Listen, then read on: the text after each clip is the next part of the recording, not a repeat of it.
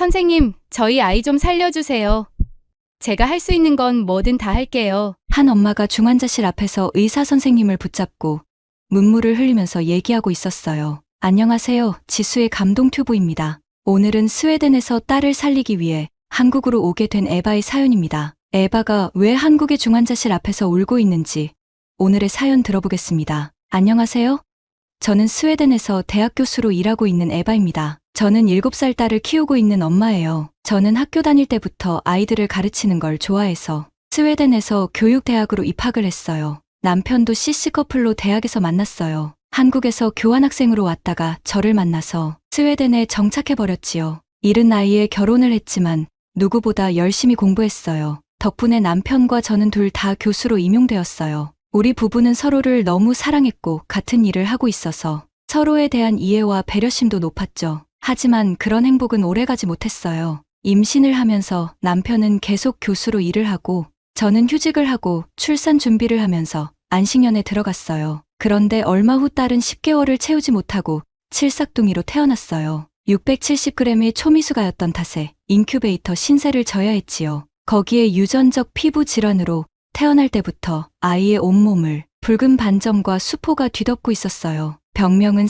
색소실조증이었어요. 의사는 출산 중에 병균에 감염된 것 같다 라고 했어요. 인큐베이터에서 한 달이 지나도 수포가 가라앉지 않았어요. 그래서 태어난 지 40일째에 색소실조증 진단을 받았어요. 거기에 다른 부위에도 문제가 있을 수 있다는 의사의 말에 저는 하늘이 무너지는 기분이 들었어요. 딸을 얻게 된 기쁨을 누릴 틈도 없이 찾아온 불행이었어요. 그래도 저희 부부는 이렇게 태어나준 것만 해도 감사하게 생각했어요. 하지만 여기서 끝이 아니었어요. 얼마 후에는 눈 부위가 이상하게 보였어요. 병원에서 받은 정밀 검사에서 오른쪽 눈에 거의 실명 상태라는 진단을 받았어요. 어쩔 수 없이 왼쪽 눈 시신경 일부를 잘라내야 했지요. 남편과 저는 하늘이 원망스러웠어요.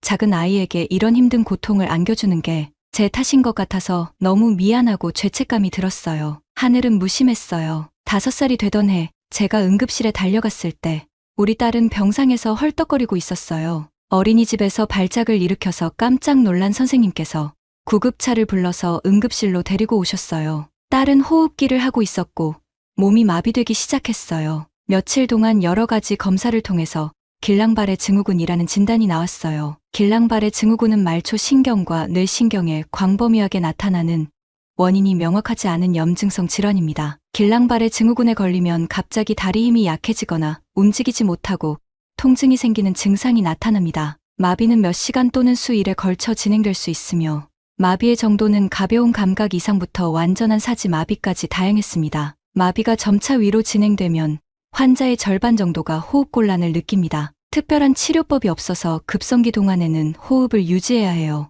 치료법이 없다는 것이 슬픈 일이었어요. 더는 기적을 바라지 말라는 얘기에 저에게 우울증이 찾아왔어요. 저는 아이를 키우느라 생활비와 병원비는 남편이 혼자 감당해야 했어요. 인큐베이터부터 시작된 병원 치료는 지금까지 끝이 없었어요. 대외적으로는 스웨덴이 의료복지가 좋다고 알고 있어요. 병원비가 개인 부담금 상한선이 연간 1100크로나 한국 돈으로 약 14만 원이거든요. 그 이상은 얼마가 됐든 국가가 책임을 지고 있어요. 엄청 좋은 제도이죠. 하지만 이런 꿈 같은 의료 서비스를 원할 때 언제라도 이용할 수 있다면 더할 나위 없겠죠. 하지만 현실은 정말 달랐어요.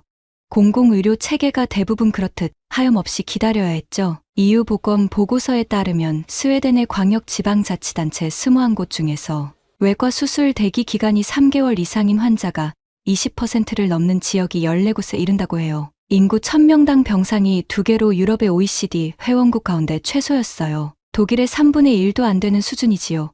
코로나 때 스웨덴의 사망자는 인구 10만 명당 235명으로 이웃나라 노르웨이의 사망자 96명의 2배가 넘었어요. 그래서 스웨덴의 응급 환자는 제대로 치료를 받지 못하고 죽어야 한다는 말이 있을 정도였어요. 의료 체계의 함정을 피하기 위해 스웨덴에서는 진료를 빨리 받을 수 있는 민간 의료보험 가입자가 계속 늘고 있는 형편이에요. 당연히 이런 민간 보험 상품은 비싸니까 부유층만 누릴 수 있지요. 국가는 의료를 보장해준다며 큰소리치지만 믿지 않는 이가 점점 늘어난다는 얘기죠. 스웨덴은 맞벌이 부부가 전 세계에서 가장 많은 국가로도 꼽히고 있어요. 하지만 저는 아이를 돌보느라 복직을 할 수 없었어요. 예고 없이 다리, 손가락, 얼굴 순서로 강하게 들썩이며 발작에 심할 땐 혀까지 말리고 자칫하다간 호흡 곤란으로 위험한 상황에 처할 수도 있었어요. 경련이 오면 근육이 굳어 온몸도 비틀어졌어요. 이런 발작이 한 달에 한 번꼴로 찾아오는데 언제 올지 알 수 없어서 저는 꼼짝없이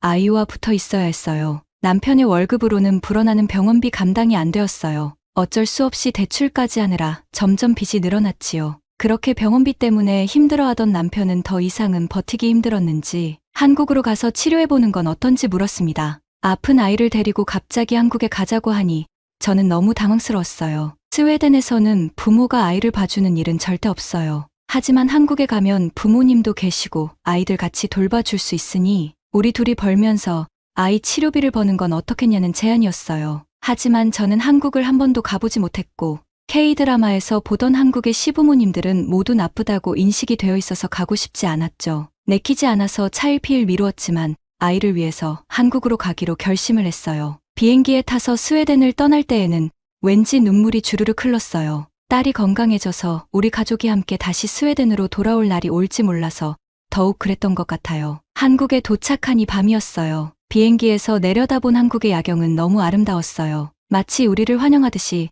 반짝이는 불빛을 보니 마음이 놓였어요. 공항에 도착해서 저는 또 한 번 놀랄 수밖에 없었어요. 넓고 깨끗한 건 물론이고 모든 것이 최첨단이었어요. 제가 생각한 한국과는 너무 달랐지요.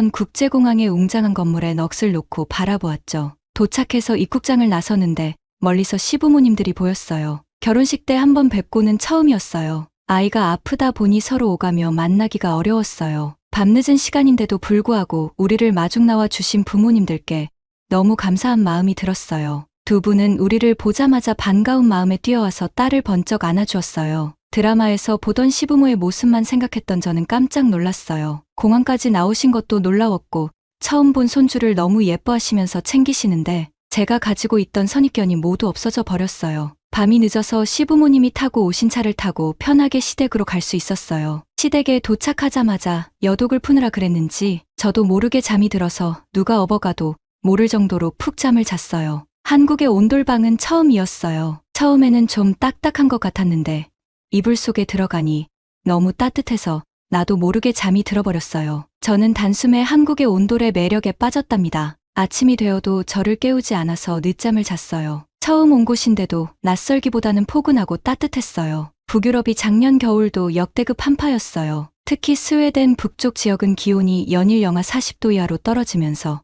25년 만에 1월 최저 기온이었는데 이렇게 온돌방이 있으면 한파도 두렵지 않을 것 같았어요. 시어머니께서는 제가 피곤해 보여서 안 깨웠다면서 일어나자마자 아침을 차려주셨어요. 보통 스웨덴에서는 제가 아침에 일어나서 남편 출근을 챙기고 아이 밥을 챙기느라 빵으로 대충 때우거나 거르기 쉽상이었어요. 정말 상다리가 휘어질 정도로 차려진 한상이었어요. 저와 아이가 뭘 좋아할지 몰라서 이것저것 준비했다고 하시면서 웃으셨어요. 스웨덴 엄마에겐 느껴보지 못한 따뜻함이었어요. 시어머니는 먼 길 오느라 고생했다면서 하얀 국물을 주시면서 한 그릇 다 먹으라고 했어요. 저는 그 국물이 우유 같기도 해서 우유를 끓인 건가 했어요. 남편에게 왜 밥하고 우유하고 같이 먹냐고 하니까 크게 웃으면서 사골 국물이라고 설명해 주었어요. 보통 한국에서는 아프거나 기운이 없을 때 소의 뼈를 푹 끓여서 보약처럼 먹는다고 하면서 어머니께서 우리가 온다고 특별히 준비하신 거였어요. 너무 감사한 마음이었어요.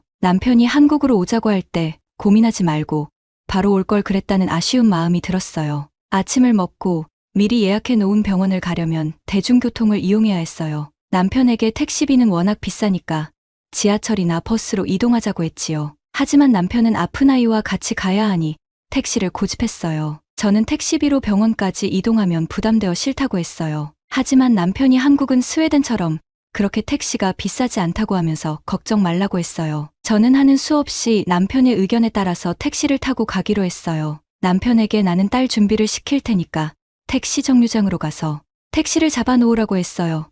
그런데 핸드폰만 만지작대고 있었어요. 저는 바쁜데 뭐 하는 거냐고 하면서 얼른 내려가라고 했더니 이미 택시를 불렀다고 하는 거예요. 전화 통화하는 것도 못 봤는데 의아했지요. 알고 보니 핸드폰 앱으로 택시를 불러서 입구에 도착하는 시간에 맞추어 내려가면 되는 거였어요. 정말 신기했지요. 내려가 보니 택시가 전기차였어요. 전기차가 일반 자동차보다 훨씬 비싼데 택시가 전기차라니 좀 놀랐어요. 택시 내부는 너무 청결하고 깔끔했어요.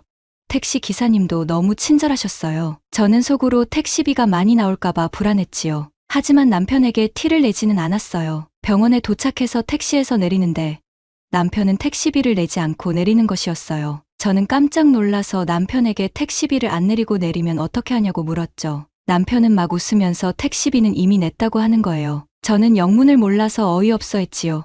한국에서는 택시비를 현금으로 내지 않고 핸드폰으로 연결된 카드로 결제한다고 하더라고요. 너무 신기하고 편리하다고 생각했어요. 그것보다 택시비가 얼마 나왔는지 궁금해서 물었어요. 남편이 금액을 이야기했는데 저는 너무 놀라서 거짓말인 줄 알았지요. 정말 택시비가 그렇게밖에 안 나왔다고요? 택시비가 너무 싸게 나와서 놀랐어요. 스웨덴에서는 보통 택시를 타면 10분만 타고 가도 4만 원 정도라서 이 정도 거리면 10만 원 이상 나오거든요. 그래서 웬만해서는 택시를 타기가 어려워요. 그런데 한국 택시비는 4분의 1 수준으로 스웨덴보다 훨씬 저렴했어요. 괜히 걱정했나 싶더라고요. 병원 앞에서 택시에서 내리는데 병원 건물을 보자마자 또 한 번 놀랐어요. 조경으로 잘 꾸며진 정원으로 둘러싸여 유리 외관으로 세련되고 현대적인 디자인이었어요. 넓은 건물 입구와 복도, 투명한 유리를 통해 볼 수 있는 최첨단 의료시설은 보는 것만으로도 신뢰감이 들었어요. 한국의 병원 건물은 현대적인 건축미와 기능성을 겸비하고 있었어요. 한국의 많은 병원들은 국제적으로 인정받는 인증을 받았어요. JCI 국제의료기관 평가위원회 인증을 받은 병원은 전 세계적으로 의료 서비스의 질을 인정받은 곳이기도 했어요. 의사 선생님을 만나고 나서 희망이 생기기 시작했어요. 특별한 치료법이 없어서 스테로이드 주사에만 의존해왔는데 혈장 분리, 반출술과 면역 글로불린 주사로 치료를 하면 가능하다고 하셨어요. 혈장 분리 반출술은 원심 분리기를 통해 혈장 안의 독소를 제거하는 것이에요. 면역 글로불린 주사는 질병의 원인이 되는 물질 대신 결합하는 약을 투여하여 자가 면역 질환을 치료하는 방법이에요. 저는 지체 없이 다음날 바로 입원을 해서 치료를 하기로 했어요. 다음날 입원을 하면 당분간 외출하기 힘들까봐 집에 갈 때는 지하철을 타고 가면서 아이에게 서울 구경을 시켜주기로 했어요. 아이를 데리고 타는 게 위험하지 않을까 걱정되었지만 지하철역에 도착해서 걱정은 사라졌어요. 지하철 역사가 너무 깨끗했어요. 스웨덴 지하철은 노숙자들로 붐빌 때가 있거든요. 노숙자는커녕 쓰레기 하나 없이 깔끔한 모습에서 한국인들의 시민의식을 느낄 수 있었어요. 지하철역에는 전체에 유리문이 설치되어 있었어요. 스크린도어라고 하는데 지하철이 도착해야 문이 열려서 매우 안전해 보였어요. 아이와 함께 타는 지하철이라 더욱 안전하게 느낀 것 같아요. 지하철을 타고 남산으로 향했어요. 남산에 도착해서 케이블카를 타고 남산타워를 올라갔는데 서울이 한눈에 보였어요. 빌딩 숲 사이로 차량들이 줄지어 이동하는 모습들은 서울의 발전된 모습을 한눈에 볼 수 있었어요. 남산타워에 올라가서 망원경으로 저 멀리 몇 킬로까지 내다보니 더욱 신기했어요. 입원 전에 아이와 함께 서울 구경을 할 수 있어서 더욱 좋았어요. 입원하는 당일에는 조금 긴장되고 떨렸지만 한국 병원의 첨단 시설과 치료 방법을 믿었습니다. 입원 후 치료를 시작했어요. 입원을 하자마자 뇌 MRI, 신경근전도 검사, 피 검사, 소변 검사를 했어요. 저녁에는 척추에 바늘을 꽂아서 진행하는 뇌척수액 검사를 해야 했지요. 뇌척수액 검사는 등을 새우처럼 최대한 굽히고 옆으로 누워있으면 의사 선생님이 기다란 주사 바늘로 척수를 찔러서 뇌척수액을 빼내는 것이었지요. 긴 바늘을 보자마자 우리 딸은 놀라서 벌써 울음을 터뜨렸어요. 그런 딸을 보고 있으니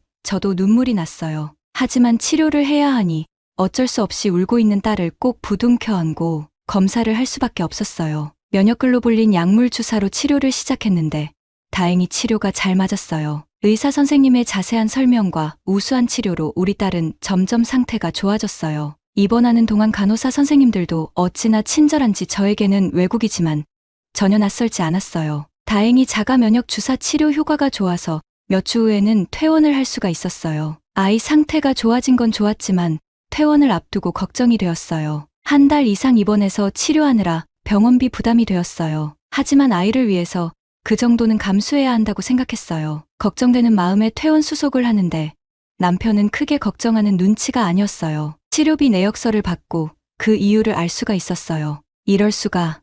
내역을 보니 금액이 스웨덴의 10분의 1밖에 안 나온 거였어요. 어떻게 이럴 수 있지요? 한국은 국민건강보험 제도에서 암이나 희귀병은 산정특례로 치료비의 95%를 나라에서 부담해준다고 했어요. 말도 안 되는 일이죠. 어떻게 그 많은 치료비를 나라에서 부담해줄 수가 있지요? 저는 한국의 의료복지에 너무 놀랐어요. 이렇게 좋은 시설에서 치료를 받고 병원비 부담까지 적다니 정말 말도 안 됐죠. 정말 남편을 따라 한국에 오길 잘했다고 생각이 들었어요. 덕분에 다행히 잘 치료도 하고 집으로 돌아왔어요. 한국으로 온 지 벌써 2달이 지났어요. 저와 남편은 직장을 새로 알아보느라 바빴어요. 둘 다 외출하고 아이는 시부모님께 맡겨놓았지요. 한참을 여기저기 다니면서 구직을 하고 있는데 갑자기 시어머니께 연락이 왔어요. 우리 딸이 쓰러져서 구급차를 타고 병원으로 이동을 하고 있다고 했어요. 저는 예전에 5살 때 쓰러졌을 때의 악몽이 떠올랐어요. 저는 택시를 타고 병원으로 향했어요. 병원에 도착하니 아이는 중환자실로 이동했어요. 저는 중환자실 앞에서 의사 선생님께 울면서 부탁했어요. 제발 우리 딸 좀 살려주세요. 선생님은 울고 있는 저희 손을 꼭 잡으시면서 말했어요. 너무 걱정하지 말라고.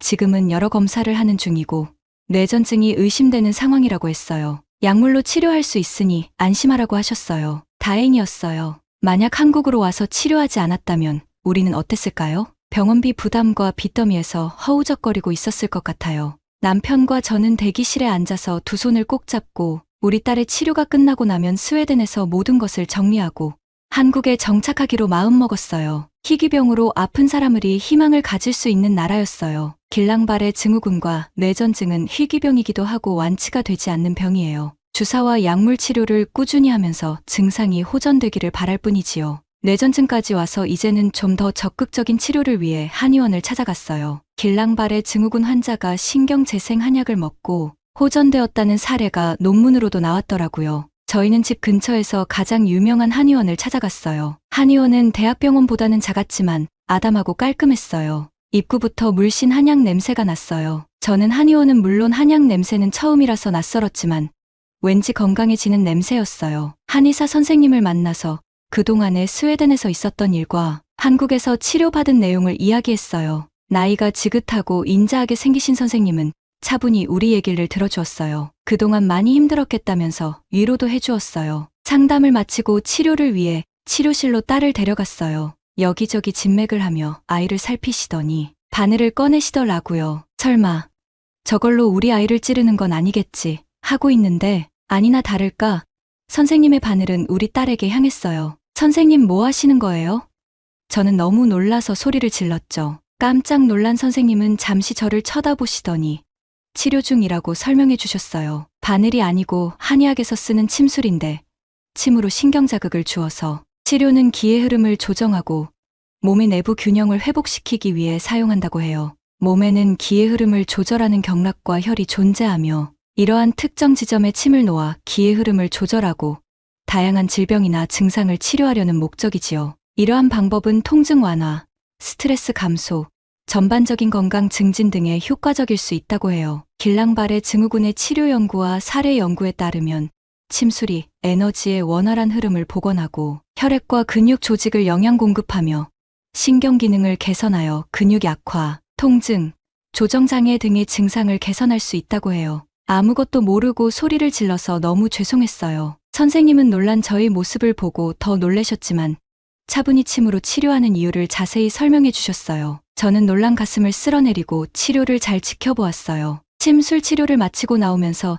신경재생 한약까지 처방받아 지어왔어요. 저녁이 되어 딸의 활기찬 모습을 보니 한의원에 가길 잘했다는 생각이 들었어요. 지금은 정기적으로 검진도 하고 한약도 잘 챙겨 먹으면서 아이의 상태가 많이 좋아졌어요. 날이 좋으면 공원에 외출도 하고 곧 학교에 입학할 준비도 하고 있어요. 저랑 남편도 대학교에 시간 강사로 취업을 해서 아이를 시부모님이 돌봐주실 동안 일을 하고 있어요. 아마 한국에 와서 정신적 육체적으로 안정이 되고 일도 술술 잘 풀리는 것 같아요. 우리 남편이 한국 사람이라서 너무 좋았어요. 다시 한번 한국 의료복지에 감사를 느낍니다. 앞으로 잘 자랄 우리 딸은 한국에서 건강하게 잘 키워볼게요. 이상은 희귀병인 아이 치료를 위해서 스웨덴에서 한국으로 온 에바의 사연이었어요. 저도 에바의 딸이 건강해져서 한국에서 잘 자랐으면 좋겠네요. 오늘의 사연은 어떠셨나요?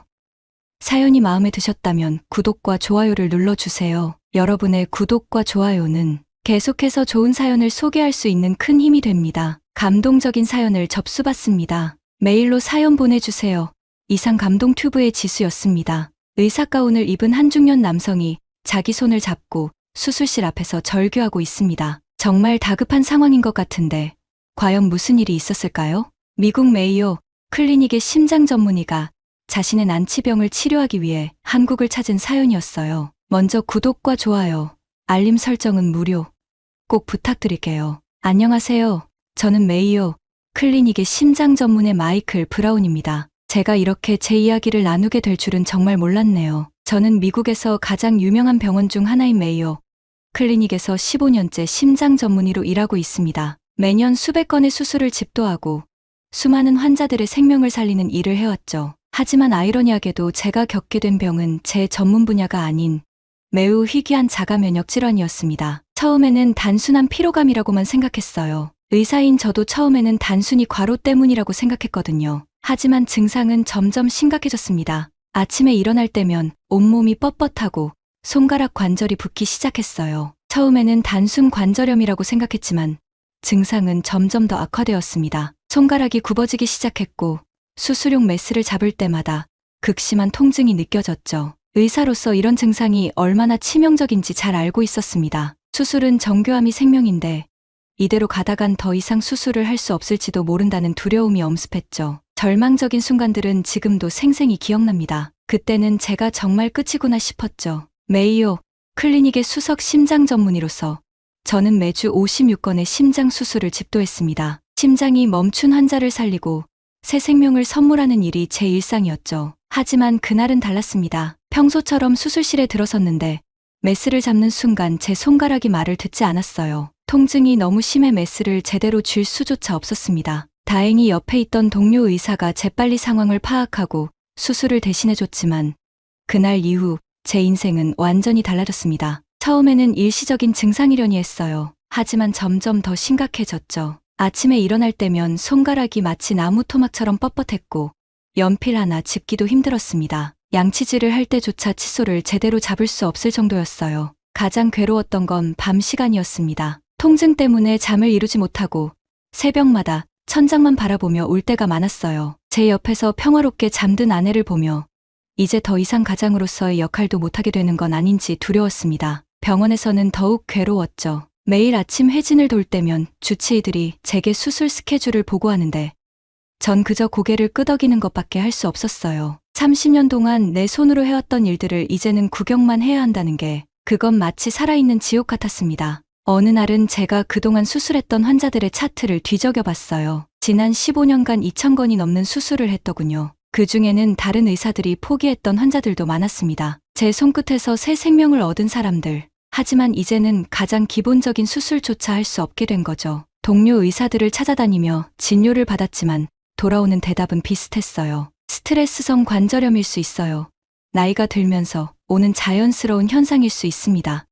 당분간 수술은 힘들 것 같네요. 미국 전역을 돌아다니며 온갖 검사를 받았습니다. MRI, CT, 혈액 검사, 셀 수 없이 많은 검사를 했지만 명확한 원인을 찾을 수 없었어요. 어떤 의사는 심리적인 문제일 수 있다며 정신과 상담을 권하기도 했죠. 최악은 제 딸의 결혼식 날이었습니다. 딸의 손을 잡고 제단까지 걸어가야 하는데 그날따라 통증이 너무 심해서 결국 진통제를 맞고서야 겨우식을 치를 수 있었어요. 딸의 손을 제대로 잡지도 못하고 턱시도 단추조차 혼자 채우지 못했던 그날, 아버지로서의 자존심이 완전히 무너져 내렸습니다. 수술실에서 마지막으로 집도했던 날, 전 제 개인 사물함을 정리했어요. 20년 넘게 써온 의사가운을 보면서 이제 정말 끝인가 하는 생각에 한참을 울었습니다. 그날 밤 옥상에 올라가 서 있었는데 순간 모든 것을 포기하고 싶다는 생각까지 들더군요. 하지만 운명이었을까요?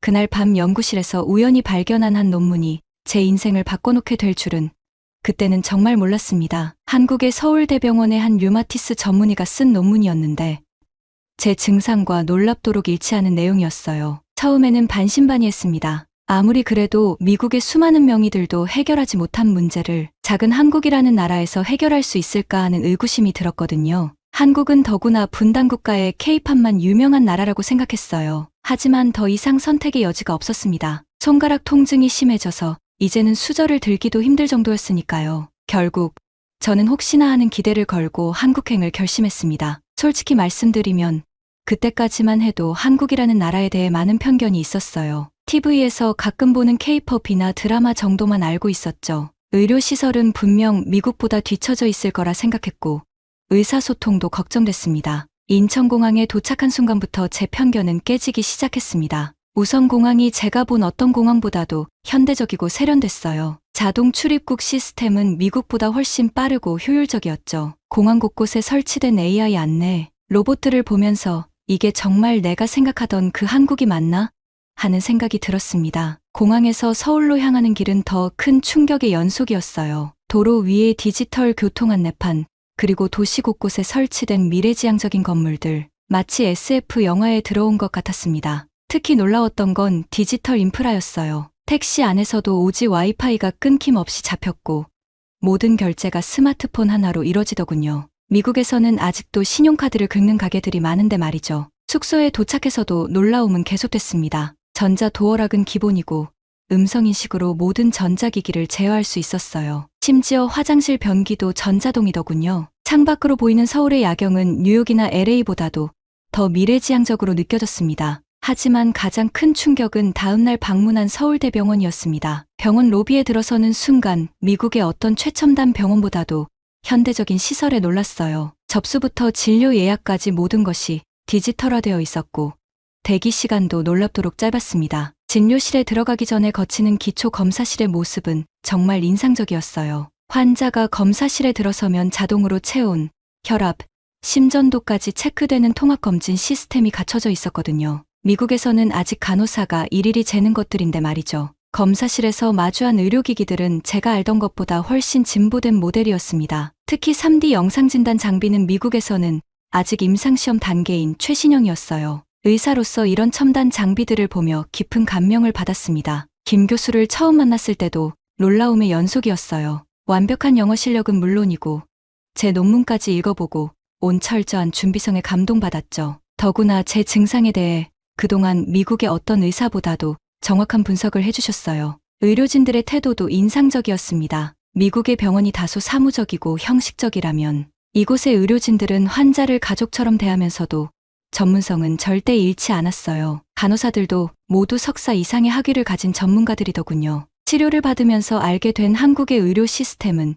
제가 가진 모든 편견을 완전히 뒤집어 놓았습니다. 의료 수가는 미국의 10분의 1 수준인데 의료 서비스의 질은 오히려 더 뛰어났어요. 효율성과 정확성, 거기에 따뜻한 인간미까지 갖춘 완벽한 시스템이었죠. 진료를 맡은 김 교수는 제 증상을 듣자마자 미분화성 결체 조직 질환이라는 진단을 내렸습니다. 놀라웠던 것은 진단 과정이었어요. 미국에서는 몇 달씩 걸리던 검사들이 하루 만에 이뤄졌고 각종 첨단 장비들이 총동원되었죠. 특히 인상적이었던 것은 AI 진단 시스템이었습니다. 제 증상과 비슷한 전 세계 사례들을 AI가 분석해서 최적의 치료법을 제시하더군요. 김 교수는 제게 맞춤형 치료 프로그램을 제시했습니다. 기존의 약물 치료와 함께 줄기세포 치료를 병행하는 방식이었어요. 솔직히 처음에는 반신반의했습니다. 하지만 치료가 시작되고 2주 만에 놀라운 변화가 일어났어요. 붓기가 가라앉기 시작했고 통증도 점차 줄어들었습니다. 한 달이 지나자 거의 정상적인 생활이 가능해졌고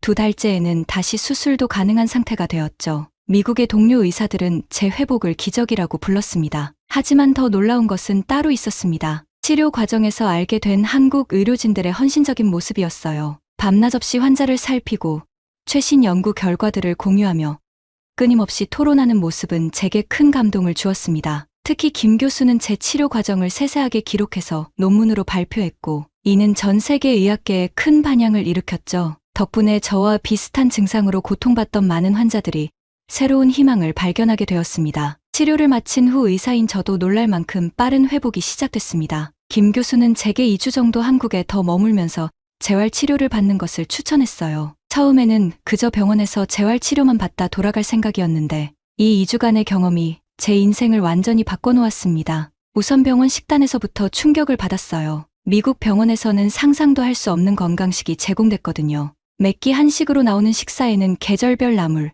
국, 생선 등 최소 8가지 이상의 반찬이 제공됐습니다. 처음에는 낯설었지만 먹다 보니 몸이 가벼워지는 걸 느낄 수 있었죠. 특히 놀라웠던 건 환자식이 맛있다는 거였어요. 김치, 된장찌개, 미역국. 처음 접하는 음식들인데도 굉장히 맛있었습니다. 나중에 알고 보니 한국 병원에는 환자 급식을 전담하는 영양사와 조리사들이 따로 있더군요. 미국에서는 상상도 할 수 없는 시스템이었죠. 재활치료도 미국과는 달랐습니다. 물리치료사들이 마사지부터 운동치료까지 10일로 꼼꼼하게 관리해 주셨어요. 더군다나 한방치료도 병행할 수 있었는데 침술과 뜸이 회복에 놀라운 효과가 있다는 걸 직접 경험했습니다. 퇴원 후에는 병원 근처의 한 레지던스에 머물렀는데 이때부터 진짜 한국 문화를 경험하게 됐죠. 새벽에 배달 오토바이 소리에 놀랐겠는데 스문의 시간 언제든 음식을 배달해주는 시스템이 있다는 게 신기했어요. 미국에서는 밤 9시만 되어도 아무것도 할 수 없는데 말이죠.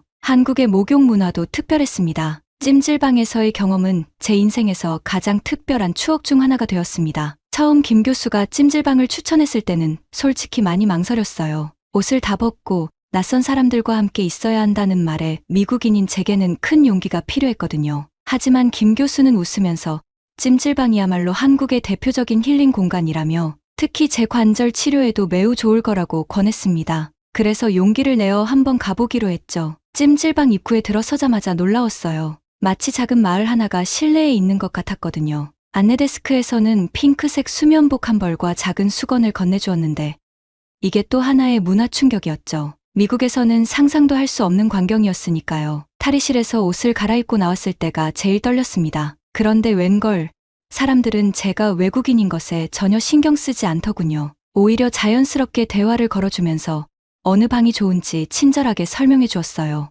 특히 기억에 남는 건 한 할아버지와의 만남입니다. 제가 황토방에서 혼자 앉아있을 때 한 할아버지가 들어오셔서 옆자리에 앉으셨어요. 영어를 전혀 못하시는 분이었지만 손짓 발짓으로 대화를 시작하셨죠. 알고 보니 그분도 관절염으로 고생하시는 분이었어요. 할아버지는 손짓으로 제 손목을 가리키시더니 갑자기 주무르기 시작하셨습니다. 처음에는 당황스러웠지만 이내 놀라운 일이 일어났어요. 50년 넘게 한의원을 하셨다는 그분의 손길에는 마법 같은 것이 있었거든요. 전문적인 지압점을 정확히 짚어가며 마사지를 해주셨는데 그 자리에서 통증이 조금씩 사라지는 게 느껴졌어요. 할아버지는 따뜻한 미소를 지으시며 계속해서 지압을 해주셨고 어느새 주변에 있던 다른 손님들도 모여들어 저희를 구경하기 시작했습니다. 한 중년 남성은 영어를 조금 하실 줄 아는 분이었는데 할아버지와 제 사이에서 통역을 자청하셨어요. 그렇게 우리는 4시간 동안 찜질방에 있으면서 황토방,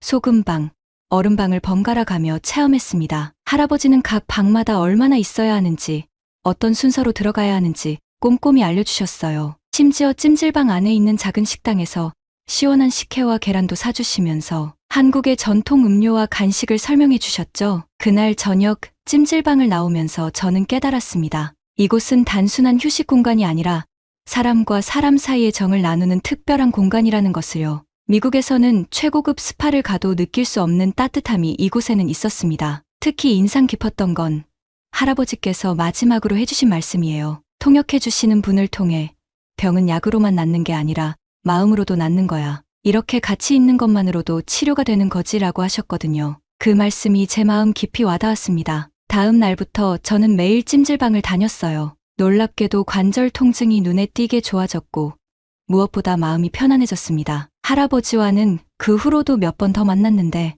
매번 오실 때마다 한약재를 달인 물을 작은 물병에 담아 가져다 주셨어요. 언어는 통하지 않았지만 그분의 따뜻한 마음만은 확실히 전해졌습니다. 지금도 미국에서 환자들을 만날 때면 저는 종종 그 찜질방에서의 경험을 이야기합니다. 때로는 약이나 수술보다도 이런 따뜻한 인간적 교감이 더 큰 치유의 힘을 가질 수 있다는 걸 한국에서 배웠기 때문이죠. 한국의 식사 문화는 제게 또 하나의 특별한 경험이었습니다. 특히 기억에 남는 건 치료 3일째 되던 날이었어요. 병원 근처 식당을 찾아갔는데 혼자 온 손님을 위한 자리가 없었습니다. 미국 같았으면 다른 식당을 찾아갔겠지만 주인 아주머니가 여기 앉으세요 하며 이미 다른 손님들이 앉아있는 큰 테이블로 저를 안내하시더군요. 처음에는 너무 당황스러웠습니다. 게다가 테이블에 앉아있던 분들은 마침 회사 회식 중이던 직장인들이었어요. 미국에서라면 상상도 할 수 없는 상황이었죠. 하지만 그들은 오히려 반갑게 저를 맞아주었습니다. 어서 오세요. 와,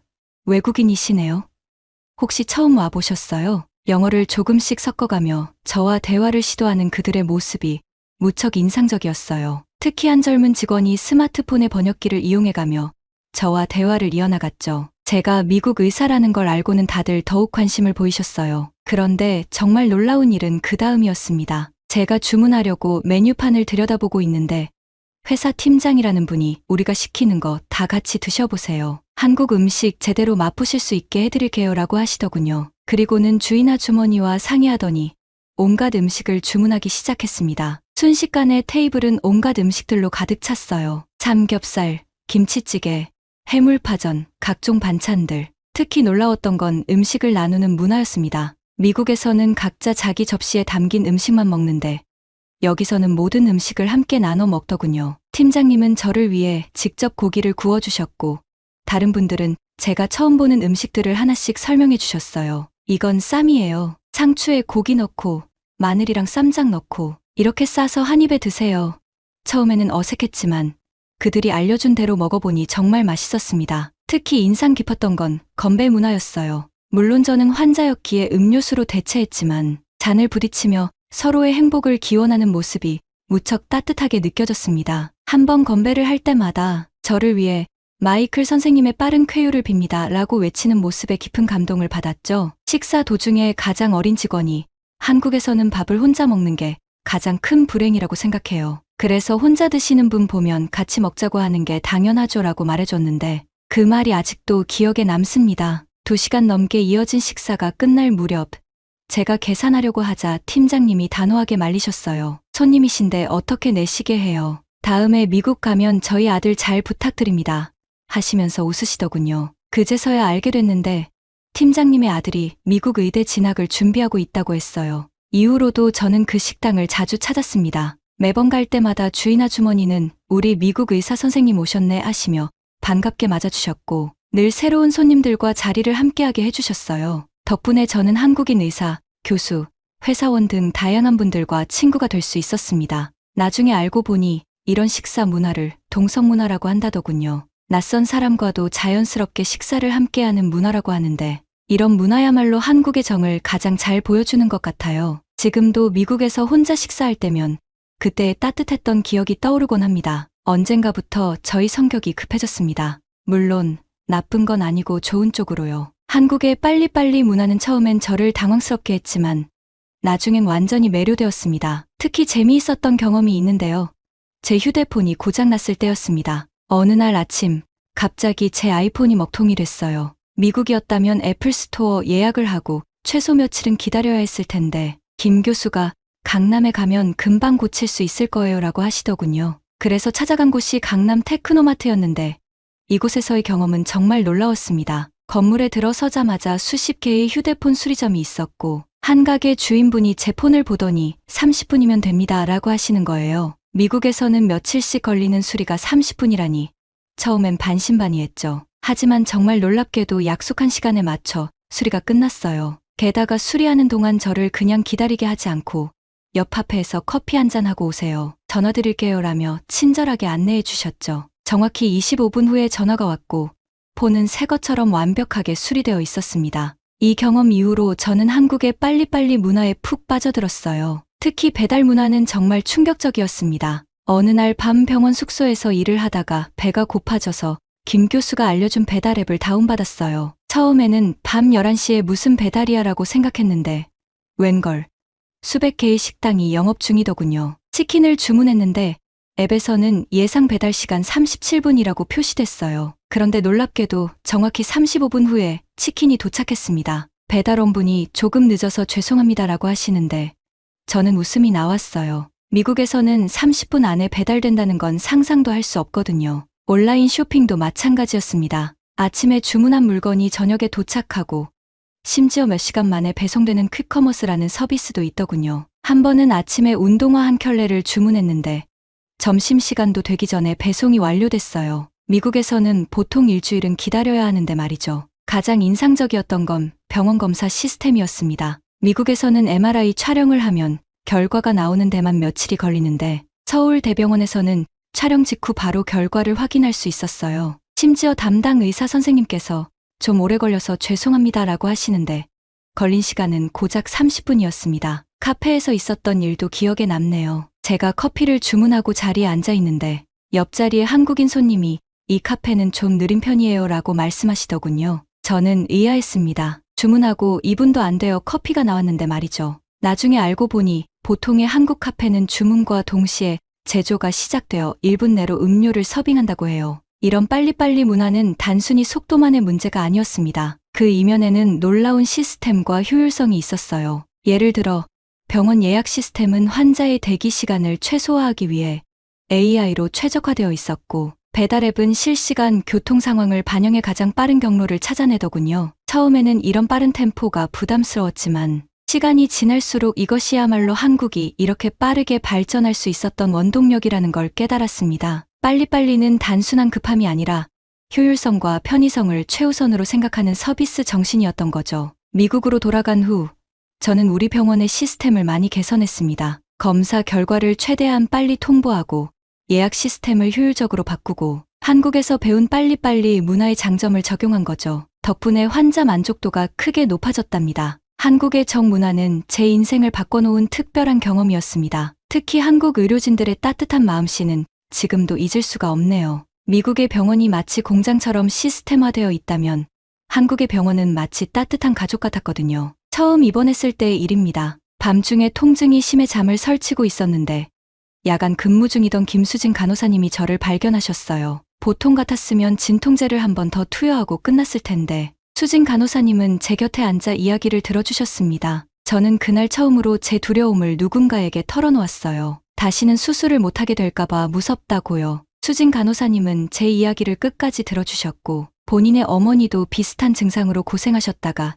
이곳에서 완쾌하셨다는 이야기를 해주셨죠. 다음날 아침 수진 간호사님은 퇴근하시면서 작은 보온병을 하나 가져다 주셨어요. 열어보니 생강차였는데 어젯밤 제가 목이 아프다고 한마디 한 걸 기억하고 집에서 직접 만들어 오신 거였습니다. 미국에서는 상상도 할 수 없는 일이었죠. 물리치료실의 박서연 선생님도 잊을 수 없는 분입니다. 어느 날 제가 우연히 사과를 좋아한다고 말씀드렸는데 그 다음 날부터 매일 아침 치료실에 가면 작은 사과가 하나씩 놓여 있었어요. 나중에 알고 보니 서연 선생님이 출근길에 들러서 사오신 거였더군요. 특히 감동적이었던 건 제가 실수로 물리치료 예약 시간을 놓친 날이었어요. 원래 규정상 예약을 못 지키면 다음 날로 미뤄야 하는데 서연 선생님은 자신의 점심시간을 쪼개서 저를 봐주셨습니다. 심지어 선생님께서 먼 곳에서 오셨는데 하루라도 치료를 못 받으시면 안 되죠라며 오히려 저를 걱정해 주셨어요. 영양과의 이미경 영양사님도 잊을 수 없습니다. 제가 한국 음식이 입에 안 맞아 식사를 잘못한다는 걸 아시고는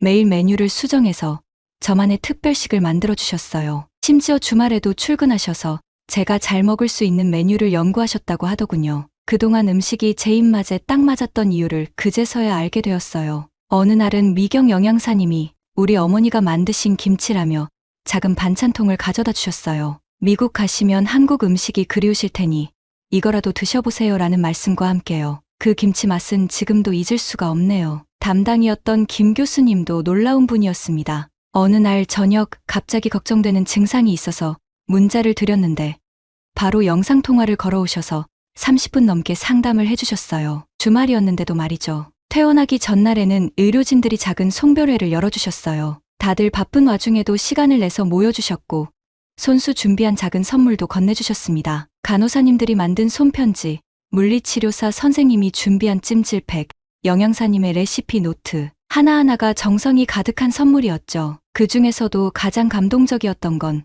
제가 퇴원하는 날 아침 일찍 출근하신 수진 간호사님이 건네주신 작은 액자였어요. 제가 입원해 있는 동안 찍었던 의료진들과의 사진을 예쁘게 꾸며서 만든 거였는데 뒷면에는 모두의 응원 메시지가 적혀 있었습니다. 이런 경험들은 제게 정이라는 것이 무엇인지 가르쳐 주었어요. 정은 단순한 친절이나 배려가 아닌 마음과 마음이 이어지는 특별한 감정이었던 거죠. 지금도 가끔 그분들에게서 안부 메시지가 오는데 그때마다 눈시울이 붉어집니다. 한국에서의 시간은 제게 치료 이상의 의미가 있었습니다. 단순히 병을 고친 게 아니라 삶을 바라보는 새로운 시각을 얻었거든요. 빠르고 편리한 시스템 속에서도 사람과 사람 사이의 따뜻함을 잃지 않는 문화, 이런 게 바로 한국이 가진 특별한 매력이 아닐까 싶습니다. 이제 저는 다시 수술실로 돌아갔습니다. 하지만 예전과는 다른 마음가짐으로 일하고 있어요. 환자를 대할 때마다 한국에서 배운 따뜻한 의료 정신을 실천하려 노력하고 있죠. 또한 매년 한국을 방문해서 의료 교류를 이어가고 있습니다. 제 이야기가 희망이 필요한 누군가에게 작은 도움이 되었기를 바랍니다. 의사였던 제가 오히려 환자가 되어 깨달은 교훈이 있다면 치료에는 첨단 의술도 중요하지만 따뜻한 마음이 더 중요하다는 것입니다. 여러분, 오늘 이야기 어떠셨나요? 미국의 최고 심장 전문의가 한국에서 새로운 희망을 발견한 감동적인 이야기였습니다. 마이클 브라운 박사는 현재도 메이오 클리닉에서 진료를 계속하면서 한국의 의료 시스템을 미국에 널리 알리는 역할을 하고 있다고 하네요. 만약 여러분도 이 영상을 보시고 감동을 받으셨다면 구독과 좋아요, 알림 설정 부탁드립니다. 앞으로도 이런 감동적인 이야기로 찾아뵙겠습니다. 지금까지 감동튜브의 지수였습니다. 다음 영상에서 만나요.